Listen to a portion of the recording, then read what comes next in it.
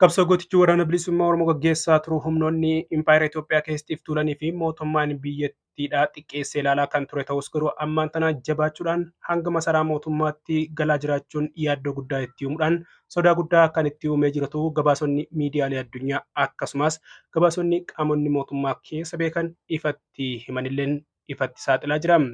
Kanarratti dhiyeenyatti wayiwaatisa bilisiginnaa Oromiyaatiin kaafamaa jiruu fi odeeffannoowwan bal'aa kanarratti ba'an irratti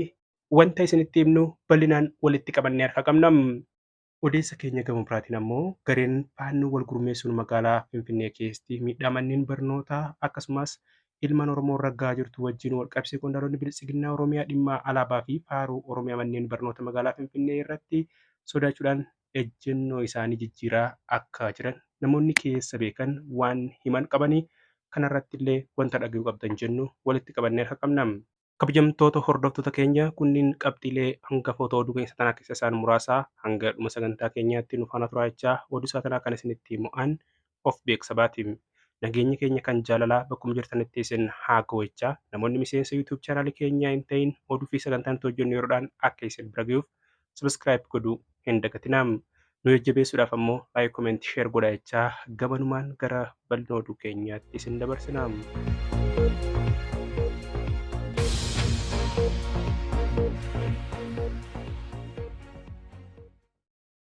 Qabsoon gooticha waraana bilisummaa Oromoodhaa WBO'n gaggeessaa jiru gololee Oromiyaa mara keessatti babal'atu bira darbeem hanga masaraa mootummaadhaa kan Abiyyi Ahmad keessa taa'aa jirutti yaaddoo ta'urra ga'uun ifatti dhaga'amaa jira.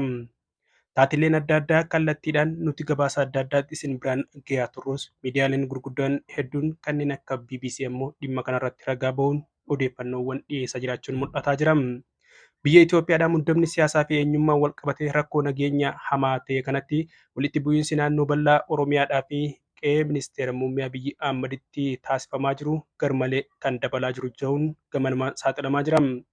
Waraanni bilisummaa Oromoo WBO'n magaalota kanaan dura bira ga'uun isaan rakkisuu irratti haleellaa raawwachuudhaan miseensota haaraa horataa leenjisaa fi eebbisaa jiraachuun ifatti mul'ataa jira. Isaan waliin marii taa'uun kan hin feene kan ibsan mootummaan immoo waraana bobbaasuudhaan haleellaa diroonii dabalatee irra deddeebiidhaan maqaa waraana bilisummaa Oromootiin uummata Oromoo irratti illee raawwataa jira. Milishoonni saba Amaaraa immoo finciltoota kana loluu maqaa jiruun gara daangaa naannoo Oromiyaatti seenuudhaan babal'ifannaa lafaatti kan gaggeessaa jiran hoggaa ta'u kanaanis hojjechaawwan suukanneessaa uummata Oromoo irratti raawwataa jiru. Waraanni bilisummaa Oromoo kan sabboonummaa Oromoo qabachuudhaan qabsoo taasisaa jiruu fi qabsoo isaa qaamota siyaasa Itoophiyaa keessatti tuulaniin xiqqeeffamee ilaalamaa kan ture ta'us ammaan tana garuu sodaa guddaa mootummaa fi dhaabbilee Itoophiyaa keessatti olaantummaa dhiisan hundatti ta'uun isaa mul'ataa jira. Dhaabbanni mootummaan hundaa'ee koomishinii mirga namooma Itoophiyaadhaa akka jeetti baatiiwwan 5 darban Oromiyaa keessatti namoonni dhibbaan lakkaa'aman haala suukanneessaan ajjeefamuu isaa kan amane hoggaa ta'u ejensiin UN immoo gama lixa Oromiyaatti lakkoofsi lammiilee qe'ee fi qabeenya irraa buqqa'anii sadaasaa keessa 700 caaluu isaa hime. Muddee keessa ammoo dabalataan 200,000 fi 20,000 buqqa'uu ifa kan godhe ejensiin kun qaamoleen walitti bu'iinsa Oromiyaa keessa jiran marti hirmaannaa sarbama mirga namummaa raawwatamaa jiraachuu kan waakkatan ta'us hime. Irreen waraana bilisummaa Oromoo cimuu wantoota agarsiisan keessaa hidhattoonni isaanii magaalaa Naqamtee daandii gara qe'ee Abiyyi Ahmadii fi gara Finfinnee lafa hidha Abbayyaa jiru geessu irratti ba'uudhaan haleellaa banuu isaaniiti.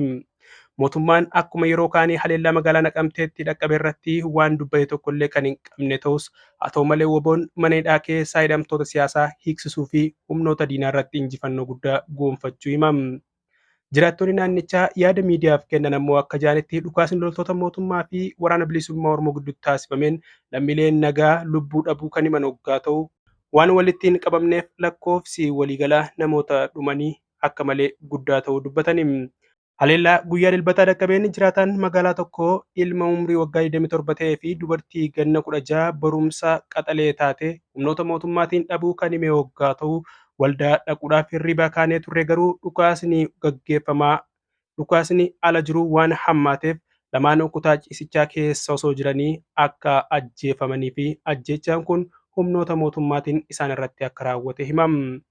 Kanuma wajjin wal qabsiisuudhaan irreen waraana bilisummaa Oromoo haala guddaan jabataa dhufuun yaaddoo guddaa kan itti ta'e mootummaan Itoophiyaadha. Lammiilee nagayaa haalota adda addaatiin ajjeesuu bira darbee dirooniidhaan haleellaawwan adda addaa raawwatuun ajjeechaa adda addaa kan raawwatu ta'us garuu ciminaa fi guddina babal'ina waraana bilisummaa Oromoo ittisuu waan dadhabeef caasaaleen bilisiginnaa Oromiyaa gadi dabalatee waraanni kun akkuma kan Tigraayitti karaa nagayaatiin akka xumuramuuf waywaatiinsaa fi kadhaalee hedduu taasisaa jiraachuun mul'ataa jira.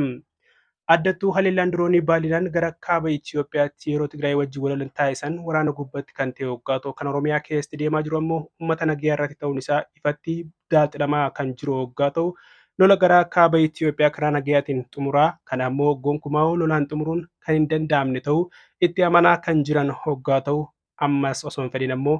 yaaddoo guddaa keessa galaa jiraniin harki isaanii dirqamaan kallattii kanatti kan deebi'uudhaaf jiru ta'u odeeffannoowwan bahaa jiran ifatti mirkaneessaa jirani. Kanaaf jabinnii fi irreen guddinni waraana bilisummaa Oromoodhaa hanga handhuura Oromiyaa Finfinneetti taasisaa jiran yaaddoo guddaa mootummaatti uumaa jiraachuun qaamota mootummaa fi miidiyaalee idil addunyaatiin bahaa jiraniin ifatti mul'atuun danda'amee jira.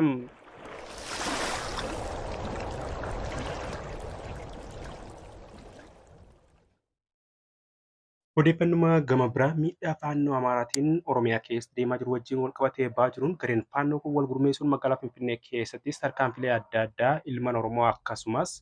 manneen barnoota afaan Oromoo irratti fudhataa jiraachuun isaanii dhagahamaa kan jiru waggaa ta'u haaluma kanaan ammaan tana qondaalota bilisiginnaa Oromiyaa fi kanneen mootummaa naannoo Hararirraa kanneen magaalaa Hararirraa gara Finfinneetti seenan hedduu irrattis tarkaanfilee adda addaa fudhachuun kallattiiwwan adda addaatiin dhagahamaa jira.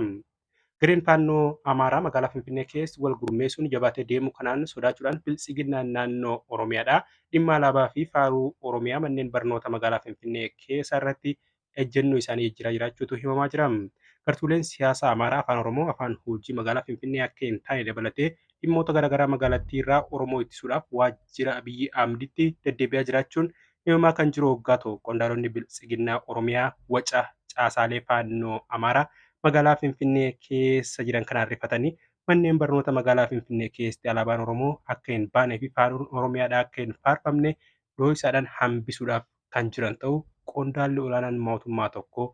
miidiyaatti himuun isaa mul'ate. Qondaalli olaanaan maqaan isaa akka hin himamne barbaadu kun akka miidiyaatti himetti qondaalonni bilisiginnaa Oromiyaa waca garee Amaaraa kanaan rifatanii jiran kan jiru waggaa ta'u alaabaan Oromiyaa manneen barnoota magaalaa Finfinnee keessatti akka hin baanee fi faaruun Oromiyaa akka hin faarfanne jechuun caasaalee keessootiin dhoksaadhaan hambisuudhaaf erga dabarsaa akka jiran dubbatama. Dura bu'oonni manneen barnoota magaalattii garaagaraas haalota adda addaatiin waan kana quba qabaachuu isaaniitii fi dhiibbaan irratti gaggeeffamaa jiraachuu kan himan waggaa ta'u barsiisotaa fi barattoonni dhalootaan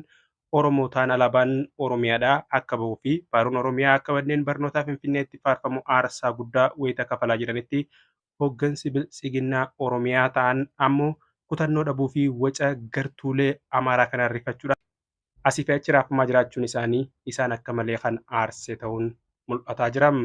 Magaalaa guddoo Oromiyaa handhuura Oromiyaadhaa magaalaa dachee Oromootaa kanneen dheessiidhaaf jecha dhiigni hedduun dhangala'e uummata Oromoo irratti ijaaramtee lafa Oromoo irratti babal'attee Finfinneetti alaabaan Oromiyaa hin bahu faaruun Oromiyaa hin faarfamu jechuun caasaa faannoo Amaaraa magaalattii maadheeffatee waca uumeen qondaalonni bilisiginnaadhaa Oromiyaa ta'an rifachuun qaanfachiisaa ta'uu kan eeran waggaa ta'u warri waca xixiqqoo akkanaatiin rifatee baara gaaffilee gurguddoo sabichaa deebisuuf jaanii eeguun gonkumaa if gowwoomsudha jechuudhaan ifatti miira aariitiin warri beekanii fi namoonni hedduun kan himan waggaa ta'u barattoonnii fi maatiin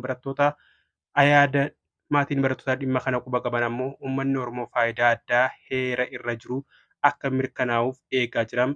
afaan hojii magaalattiis afaan Oromoo taajee eegaa jiran garuu ammoo qondaalonni bilisiginnaa Oromiyaa waca hokkara warra kanaatiin jecha if duuba deebi'uudhaan gaaffilee gurguddoo sabichi magaalaa Finfinnee irratti qabu ni deebisu jaanii abdachuun gonkumaa kan hin eegamne waggaa ta'u giddugalii fi galmi qabsoo Oromoo magaalaa Finfinnee akka ta'e eeruudhaan tarii bilisiginnaan yeroof gaaffii Oromoo tursiisuu danda'a garuu ammoo hambisuu fi ukkaamsuu hin danda'u. Dhimmi Oromoo fi magaalaa Finfinnee qabsoo Oromootiin sadarkaa if duuba deebi'uu hin dandeenyerra gahee jira jechuudhaan maatiin barattootaa fi barattoonni akkasumas qaamonni dhimma kana keessa beekanii fi haalli kun isaan dallansisee hundinuu yaada miidiyaaf kennanii fi kallattiiwwan adda addaa miidiyaalee hawaasaa harkaa qabaniin miira aarii isaanii ibsachaa jiraachuun mul'ataa jira. Kabajamtoota hordoftoota keenya oduun isaa tanaaf qabannee dhufnee hanganuma waan ta'eef hanga dhuma sagantaa keenyaatti nu faana turuu keessaniif galatoomaa jechaa oduu fi sagantaa itti aanuun hanga deebinee wal agarrutti yeroo gaarii qabaadhaa.